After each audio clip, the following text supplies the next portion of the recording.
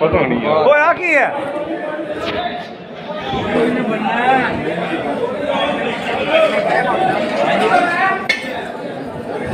बहन चौदह वीडियो बना ले